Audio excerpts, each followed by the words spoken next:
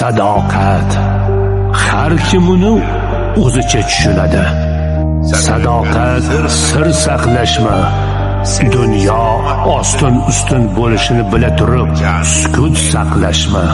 Sadoqat o'limga o'xshaydi, savdolashib bo'lmaydi. Bir marta chiziqdan o'tdingmi, orqaga qaytish yo'q. Senga qancha umid bag'ishlasalar ham hayot seni tark etadi. Oxirida sodiq qolmaydi. Biroq yomonlik shundaymi? Doim odamni yonida turadi. Va'dalar beriladi, va'dalar unutiladi. Kun kelib xiyonat qilgan kimsa sadoqat tilaydi. Sadoqat sadaqadek berilmaydi. So'ragan odam hammasini so'raydi.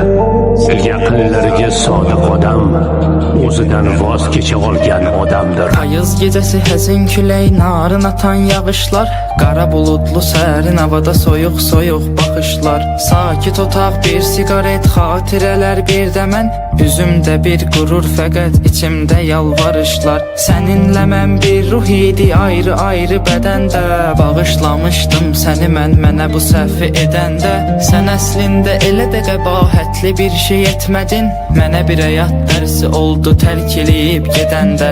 Qara gözündən işarətdir həyatımda qaranlıq, zaman keçir çıxıb gedir vəfasızdır cavanlıq. Mən gələcək günlərimin hamını fəda edərdim, bircə dəfə gözüm gözünü görsəydi bir anlıq. Şeh düşəndə səhərə yaxın gül üstündə jalələr, al yanaqların misalı düzənlikdə lalələr. Göyə baxaraq dərdlərimi buludlarla bölüşürəm, buludların göz yaşının səbəbidir ah nalələr. Sən gedəni üzümdə qəm, gözümsə intizarlı, saçıma ağ düşər görünər uca dağın üstü qarlı. Sən gedişinlə mənə dağ çəkdin, amma sevgilim bu dağı elə sənin çəkməyindir edən vüqarlı.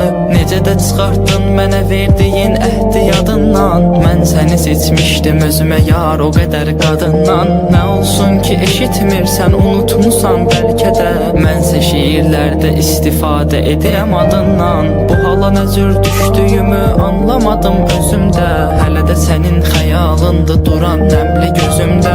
Hər şiirdə gizlədirəm adını sözlər içində, özünü taparsan axtarsan əgər məna sözümdə.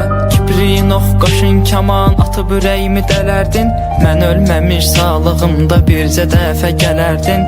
Üz-üzə duraq gözünə baxıb sənə danışım dərdimi, sənə sənin haqqında danışsam elə kövrələrdin.